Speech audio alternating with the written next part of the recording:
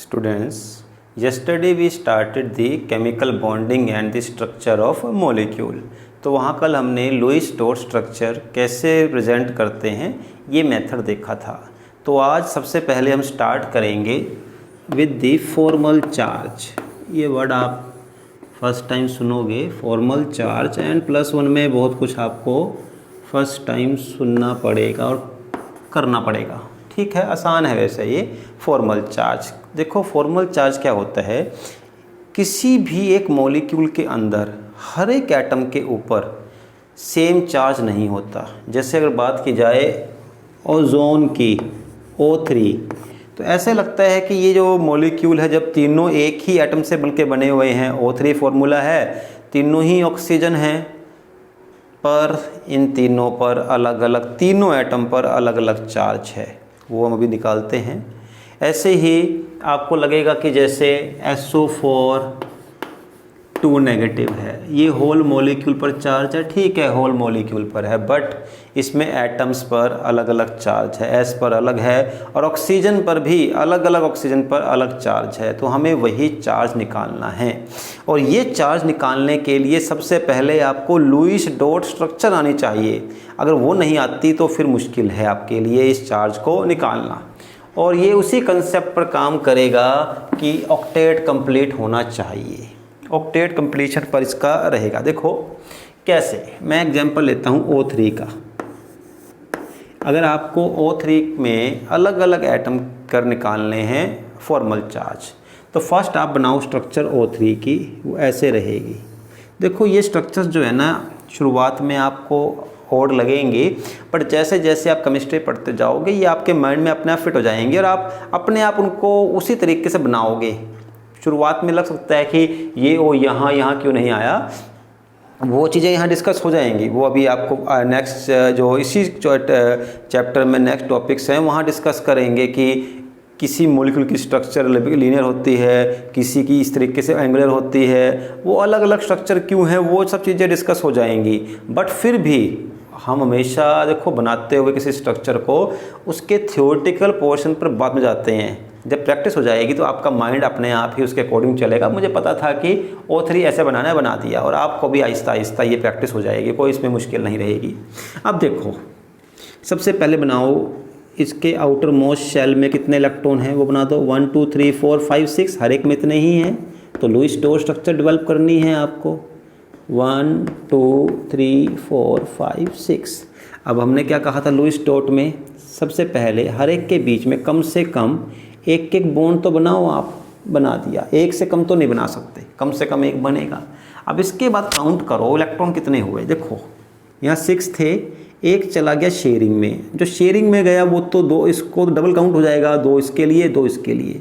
1 2 3 4 5 and 2 7, यानी कि 7 electron हो गए यहाँ। यहाँ देखो कितने हुए, 1 2 3 4 5 6 7 8, यहाँ इसके 8 पूरे हो गए।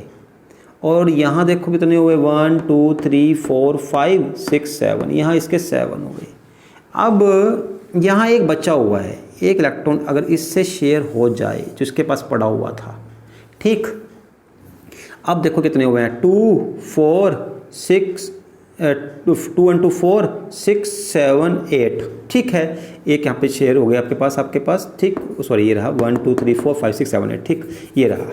तो आपके पास 8 इलेक्ट्रॉन पूरे हो गए, इसका ऑक्टेट पूरा हो गया।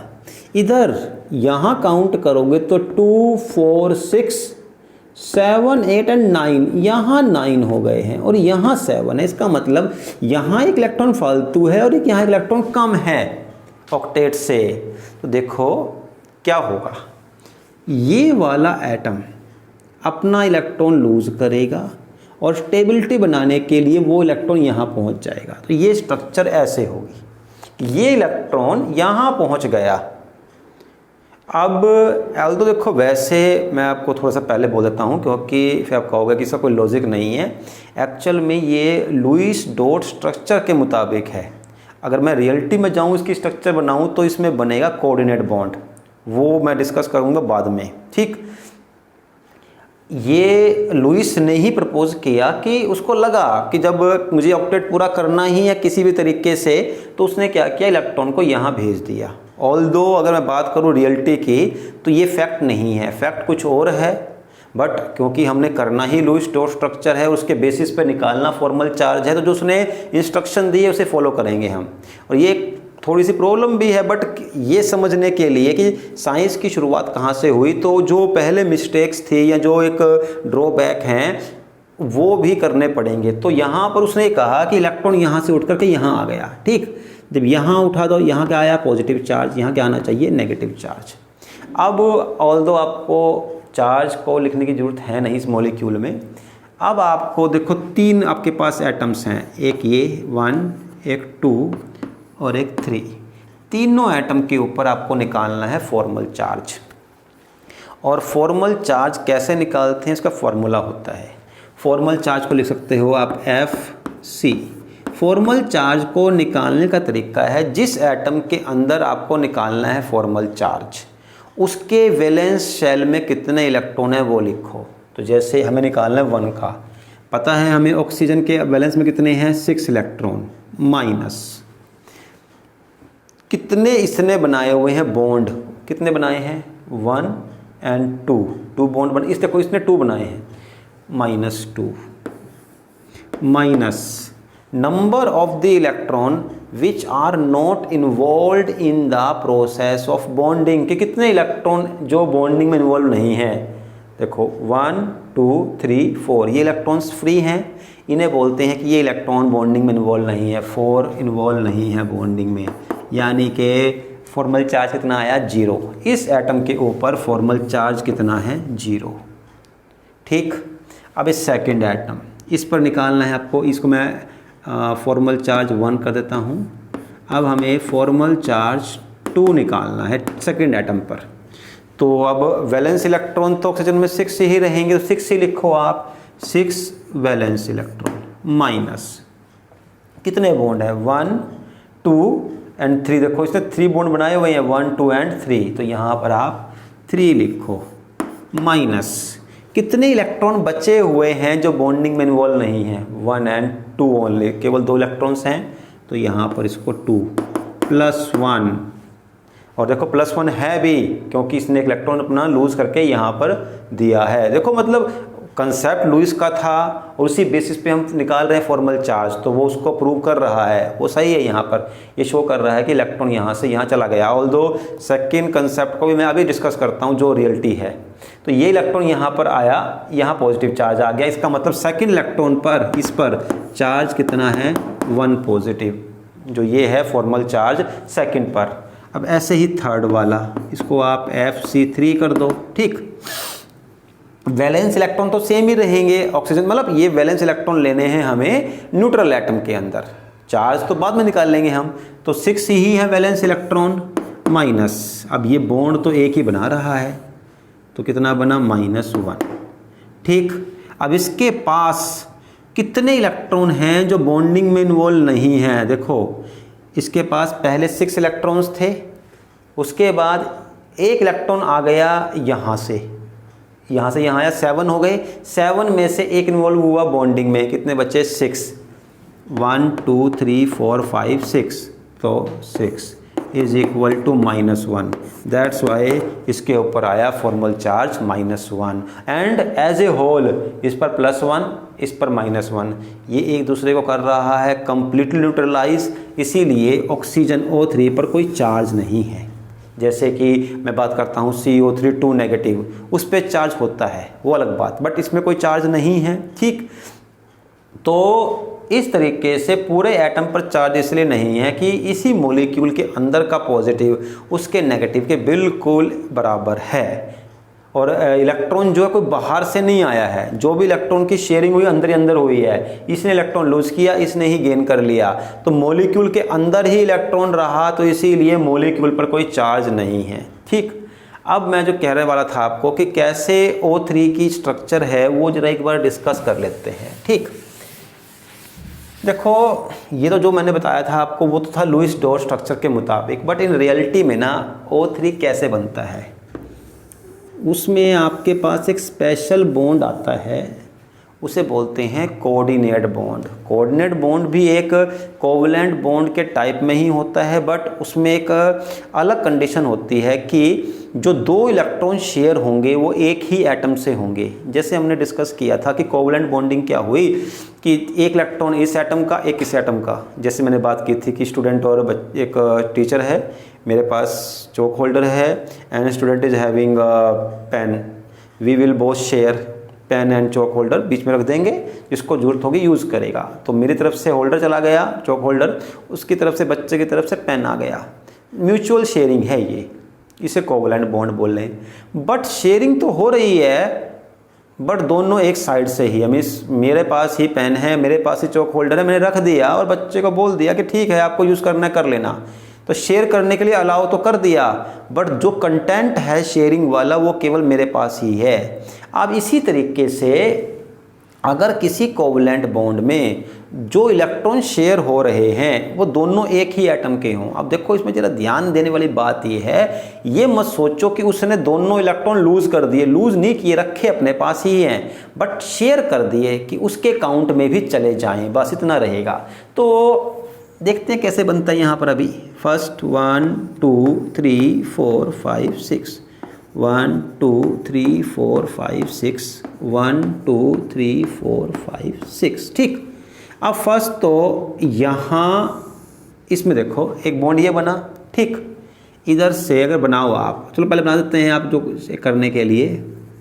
एक अगर आपने यहाँ बनाया, फिर एक यहाँ बना, ये तो नॉर्मल केस जो था लुईस के मुताबिक।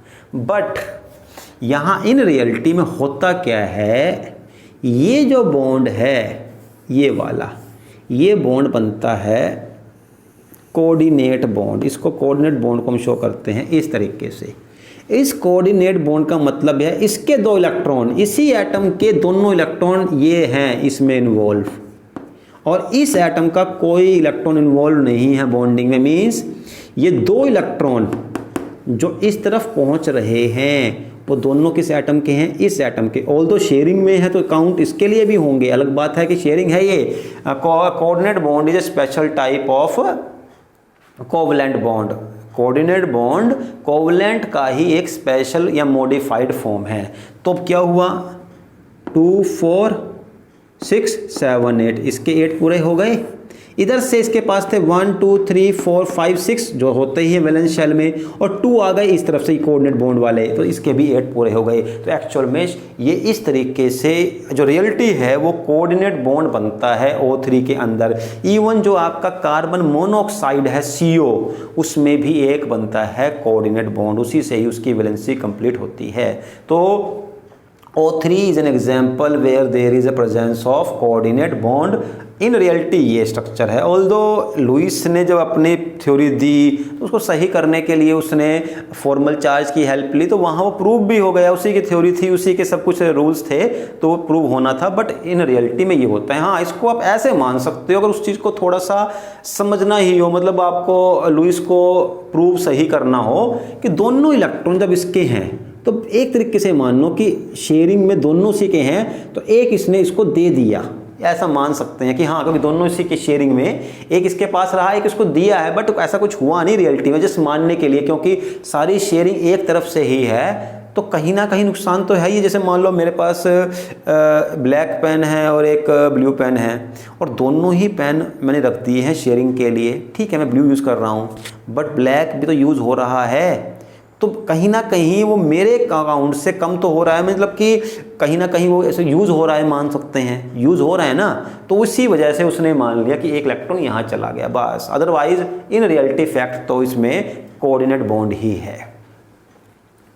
तो चलो हमने असली भी कर लिया, और जो एक थोड़ा सा आपके सब्जेक्ट के मतलब सिलेबस के अकॉर्डिंगली है वो भी कर लिया। अब इसी के साथ फॉर्मल चार्ज अगर आपको निकालना हो किसी चार्ज स्पीसीज पर, जैसे कि CO3 2 नेगेटिव, ये भी निकाल लेते हैं। अब देखो ये क्या है, कार्बोनेट आयोन, ये कर चुके हैं हम। अब ये आयोन है ये, और देखो इस पे चार्ज क्या है, नेगेटिव। एक चीज़ जरा देखो ध्यान रखना, केमिस्ट्री में आहिस्ता आहिस्ता अपनी जो एक ना वोकेबलरी है, उसके रिगार्डिंग जो कंटेंट नॉलेज है वो बढ़ाते जाओ, और ऐसे ही बढ़ेगी, वो एक साथ नहीं बढ़ती है। कि चार्ज स्पीसीज कभी प्रेजेंट नहीं होती, वो इंडिपेंडेंट नहीं होती, ये ठीक है यहाँ शो किया हुआ है, बट ऐसा कार्बोनेट का कोई भी आयोन नेचर में आपको नहीं मिलेगा, क्योंकि वो एग्जिस्ट ही नहीं करता। क्यों? क्योंकि स्टेबल नहीं है। स्टेबल क्यों नहीं है? क्योंकि चार्ज है। मीन्स चार्ज हमेशा स्टेबिलिटी को कम करता है, ये फैक्ट हमेशा रहेगा और ये बहुत काम आएगा आपको आगे भी। चार्ज से हमेशा स्टेबिलिटी कम होती है, ये बात आपको माइंड में फिक्स कर लेनी है। तो एक्चुअल में क्या होता है, ये ऐसे होगा CaCO3, तो क्या होगा, कैल्शियम मेटल है, 2 इलेक्ट्रॉन उसको दे देगा तो CO3 2 नेगेटिव। ऐसे ही Na2CO3 कि 1 सोडियम 1 इलेक्ट्रॉन देगा, 2 सोडियम 2 इलेक्ट्रॉन देंगे, इसको मिल जाएंगे तो ये 2 नेगेटिव। तो इस तरीके से होता है ये। पर हमें यहाँ पर CO3 2 नेगेटिव बनाना है तो देख लेते हैं, क्योंकि देखो आपको ना यहाँ पर खाली सिलेबस नहीं, अपना टॉपिक नहीं, साथ में जितने भी मैक्सिमम जुड़ी हुई नॉलेज है वो भी आनी चाहिए। अब इसको बनाते हैं, ये C है, O3 हैं, ये एक लिख दो आप, ठीक। ऑक्सीजन के आउटर में कितने इलेक्ट्रॉन है? 6, 1 2 3 4 5 6, 1 2 3 4 5 6, 1 2 3 4 5 6, ठीक। एंड कार्बन के आउटर में कितने हैं? 4 इलेक्ट्रॉन, 1 2 3 4, ये बना दिए। अब वही बात, कम से कम पहले एक एक बॉन्ड बनाओ और देखो, एक बॉन्ड इससे बना दिया, एक बॉन्ड इससे बनाया है और एक बॉन्ड इससे बनाया है।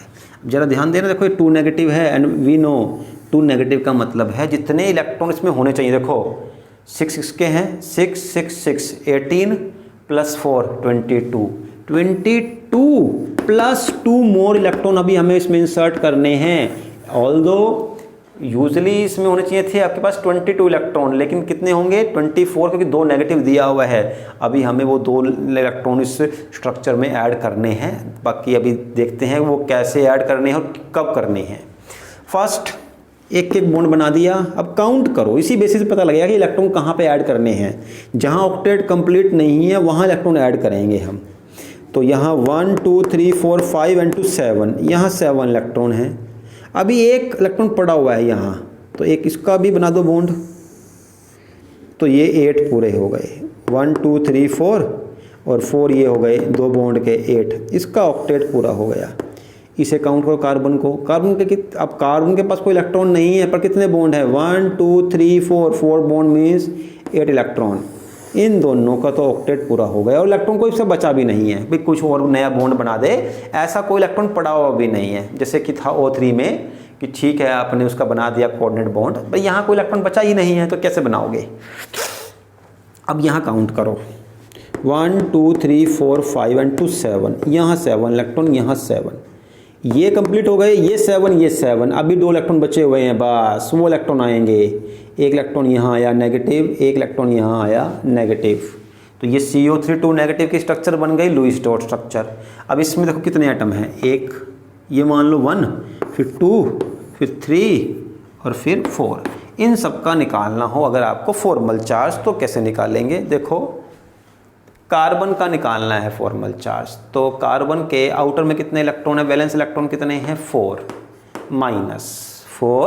माइनस कितने बॉन्ड बना रहा है? 4 बॉन्ड, -4 माइनस कितने इलेक्ट्रॉन जो हैं बचे हुए हैं जो बॉन्डिंग में इन्वॉल्व नहीं है? एक भी नहीं, 4 थे, 4 के 4 इन्वॉल्व हो गए, इज इक्वल टू 0। इसका मतलब इस पर कोई भी फॉर्मल चार्ज नहीं है, 0 शो भी हो रहा है, क्योंकि जो इलेक्ट्रॉन इसने नहीं दिए हैं वो इलेक्ट्रॉन तो बाहर से आए। जैसे कि अगर इसे जोड़ेगा कैल्शियम, वो 2 इलेक्ट्रॉन देगा, एक इलेक्ट्रॉन ये ऑक्सीजन ले लेगा और एक इलेक्ट्रॉन ये ऑक्सीजन ले लेगा। ऐसे ही अगर सोडियम हुआ, सोडियम कार्बोनेट, तो 2 सोडियम आएंगे, एक सोडियम इसको इलेक्ट्रॉन देगा, एक सोडियम इसको देगा, ऐसे होगा, ठीक। अब सेकंड एटम ये वाला, इसका निकालना है फॉर्मल चार्ज। कितने हैं इसके valence electron, means neutral atom में वो 6 ही रहेंगे, फिक्स है वो तो। Minus number of the bond, कितने हैं आपके पास? यहाँ कितने बॉन्ड बना रहा है ये? 1 and 2, यहाँ बॉन्ड बनाए 2। कितने इलेक्ट्रॉन्स हैं जो बॉन्डिंग में इन्वॉल्व नहीं है? 1 2 3 4, 4 इज इक्वल टू 0। इसके ऊपर भी कोई चार्ज नहीं है, ठीक। नंबर 3rd एटम, इसका निकालो फॉर्मल चार्ज। वैलेंस इलेक्ट्रॉन तो 6 ही है, ठीक। और बॉन्ड कितने बनाए? ओनली 1, ठीक। बॉन्ड तो एक ही बनाया, माइनस। अब देखो जरा ध्यान देना, एक इलेक्ट्रॉन एक्स्ट्रा आ गया है।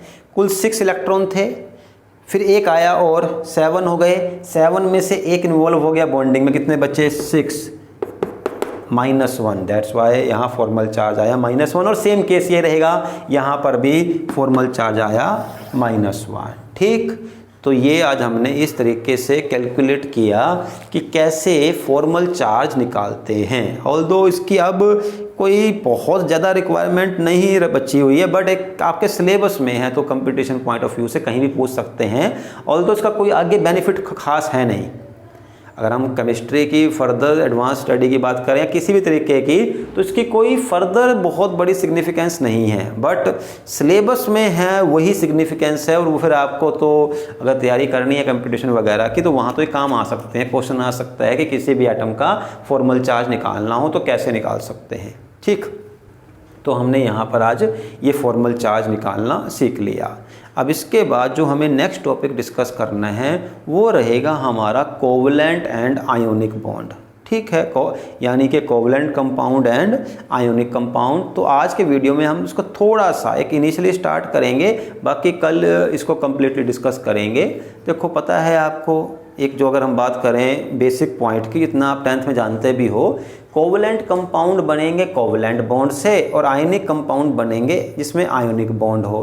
तो कोवलेंट बॉन्ड कैसे बनता है? जब शेयरिंग ऑफ इलेक्ट्रॉन हो। ये हम कई बार कर चुके हैं, आज भी किया है। एक इलेक्ट्रॉन इसने शेयर किया, एक इसने शेयर किया, ये बन गया कोवलेंट बॉन्ड। इसमें 2 कोवलेंट बॉन्ड है, यहाँ एक कोवलेंट बॉन्ड है, यहाँ एक कोवलेंट बॉन्ड है। तो कोवलेंट बॉन्ड तो बनता है शेयरिंग ऑफ इलेक्ट्रॉन से, और जो आयोनिक बॉन्ड है वो बनता है ट्रांसफर ऑफ इलेक्ट्रॉन से, कि एक एटम ने अपना इलेक्ट्रॉन लूज किया और दूसरे ने उसको गेन कर लिया। तो वो क्या हो गया आपका आयोनिक बॉन्ड। जैसे कि सबसे फेमस था हमारा NaCl, और हम कर भी चुके हैं ये 3rd चैप्टर में कि इलेक्ट्रॉन लूज गेन करने वाला सिस्टम। तो जैसे आपके पास ये NaCl है, अब Na क्या करेगा? अपना एक इलेक्ट्रॉन लूज कर देगा, जो लूज करेगा वो यहाँ पहुँच जाएगा। अब इसने लूज किया, इस पे पॉजिटिव चार्ज, ये क्या बन गया? जिस पे पॉजिटिव चार्ज हुआ कैटायन। जिसने इलेक्ट्रॉन लूज कर लिया, चार्ज क्या आया? नेगेटिव, ये क्या बन गया? अनायन। तो कैटायन और अनायन के मिलने से आपका आयोनिक बॉन्ड बनता है, ठीक है। अब जो एक मतलब कि ऐसी बातें जो कि मेन केमिस्ट्री से लिंक नहीं है बट आपके सिलेबस में है, और कोवलेंट बॉन्ड और आयनिक बॉन्ड से लिंक है, आज वही करते हैं। बाकी मेन जो आप पे जाएंगे कि कैसे कोवलेंट बॉन्ड बना, उसके लिए फैक्टर्स रिस्पॉन्सिबल और कुछ प्रॉपर्टीज़, वो कल करेंगे। तो जैसे आपके पास कोवलेंट, आप ज़रा ध्यान देना, हमारा ध्यान ना हमेशा कोवलेंट पढ़ते ही जाता है डायमंड और ग्रेफाइट पर, 10th में पढ़ा हुआ भी है।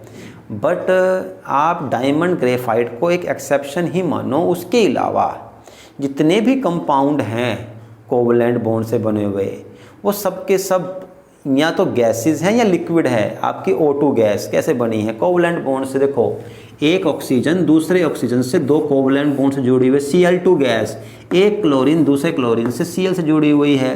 जितनी भी गैसेस हैं ये कोवलेंट बॉन्ड से बनी हुई हैं। वाटर में देखो, वाटर का मतलब H2O, इसमें ये स्ट्रक्चर है। कौन सा बॉन्ड है? Covalent bond. तो इन सब इसका मतलब क्या हुआ? कोवलेंट बॉन्ड आयनिक बॉन्ड से वीक होता है, except those diamond and graphite, उसे छोड़ दो आप, वो एक एक्सेप्शन है। और उसको पता भी है उसका रीज़न क्या है, कि जिन कंडीशन में बनता है डायमंड वो उसके लिए रिस्पॉन्सिबल है। Otherwise covalent bond is a weak bond. Ionic bond कैसा है? स्ट्रॉन्ग बॉन्ड है। जितने भी आपके सॉलिड्स हैं जैसे कि सोल्ट, NaCl, ये आयनिक हैं।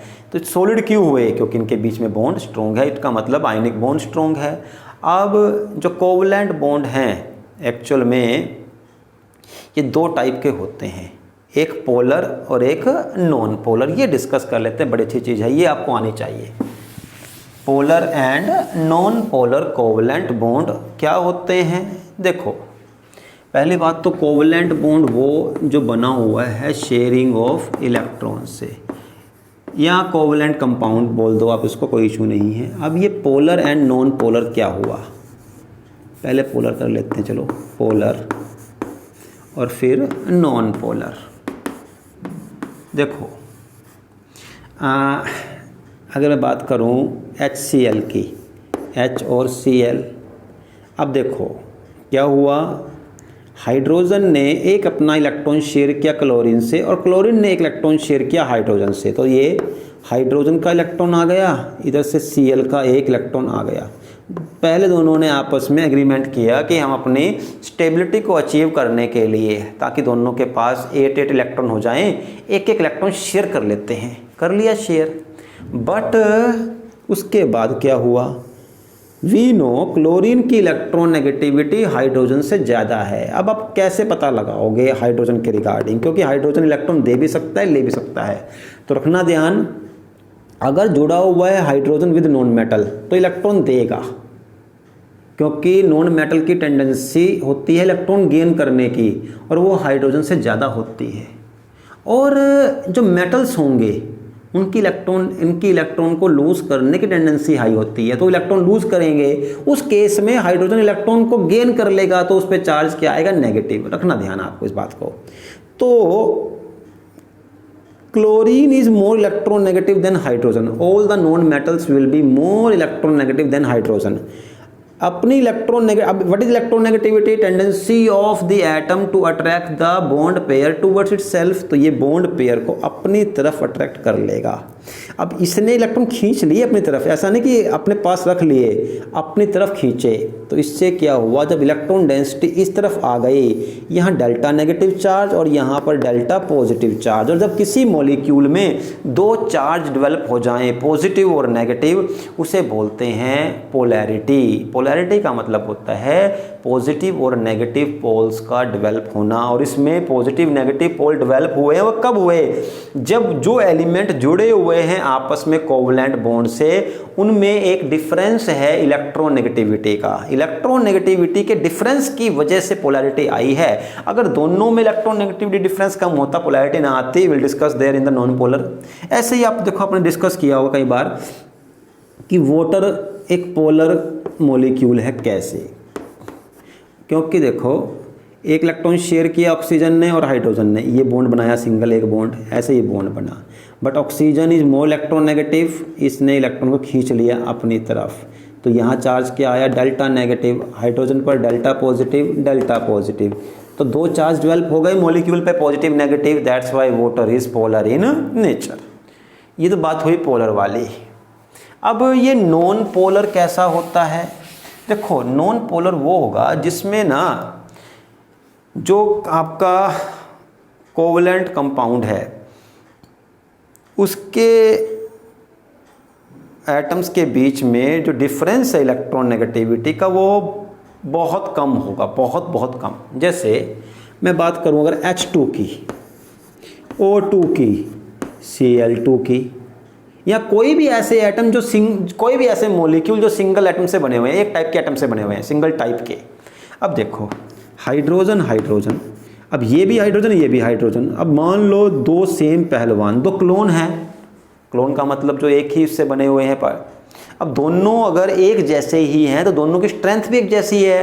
तो अब अगर दोनों टग ऑफ वॉर में इन्वॉल्व हो जाएं तो कोई जीतेगा नहीं, कोई हारेगा नहीं, क्योंकि दोनों की स्ट्रेंथ है कितनी है। तो क्या हुआ, ये टग ऑफ वॉर बीच में रह जाएगी। तो मतलब इलेक्ट्रॉन ना तो यहाँ जाएंगे ना यहाँ जाएंगे, तो कोई चार्ज डेवलप नहीं होगा। और अगर चार्ज पॉजिटिव नेगेटिव डेवलप नहीं हो रहा है तो एटम कैसा है, मॉलिक्यूल कैसा है, नॉन पोलर। तो क्योंकि देखो जो सिमिलर एटम के बीच में बनने वाले हैं उसमें कहीं पर भी इलेक्ट्रॉन पेयर की शिफ्टिंग नहीं है, क्योंकि जितनी इलेक्ट्रॉन नेगेटिविटी इस ऑक्सीजन की है उतनी ही इसकी भी है। इलेक्ट्रॉन बीच में रह गया, नो चार्ज। ये हो गई नॉन पोलर। एक तो पहचान ये हो गई, जितने भी होमो एटॉमिक जो सेम एटम से बने हुए हैं, जितने भी होमो एटॉमिक हैं, एक तो वो नॉन पोलर हो गए। दूसरा एक बस इसमें एक ही है जहाँ पर सेम एटम में भी नॉन पोलर हैं, वो है हाइड्रोकार्बन, यानी कि CH वाले कंपाउंड, जैसे CH4, C2H6, C2H4, जितने भी हाइड्रोकार्बन्स हैं वो सब नॉन पोलर हैं, क्योंकि कार्बन और हाइड्रोजन की इलेक्ट्रोनेगेटिविटी में बहुत कम डिफरेंस है। इसका मतलब पोलर वाले तब बनते हैं जब इलेक्ट्रोनेगेटिविटी डिफरेंस हाई हो, और नॉन पोलर तब बनते हैं जब एलिमेंट के बीच की इलेक्ट्रोनेगेटिविटी डिफरेंस बहुत ही कम हो। अच्छा, अब पता है हमें जो पोलर वाले होंगे वो वाटर में डिजोल्व, क्योंकि वाटर में वो चीज़ें डिजोल्व होती हैं जो पोलर होती हैं, और नॉन पोलर जो हैं वो वाटर में डिजोल्व नहीं होते, क्योंकि वाटर के अंदर नॉन पोलर चीज़ें घुलती नहीं हैं। बिकॉज एक थ्योरी है like dissolve like, polar will dissolve polar and non polar will dissolve non polar. तो नॉन पोलर वाले वाटर में नहीं घुलते, इसीलिए आपका डीजल, पेट्रोल, ऑयल, वैक्स ये सब नॉन पोलर हैं, हाइड्रोकार्बन से बने हुए हैं, that's why they are not soluble in the water. तो हमारा ये इतना स्टार्ट हो गया है कोवलेंट आयनिक का, कल इसको फर्दर आगे एक्सप्लेन करेंगे। तो आज के लिए इतना काफ़ी है, और ये थोड़ा आसान टॉपिक भी है, कोई इतना मुश्किल आपको आगे आएगी नहीं। Thank you.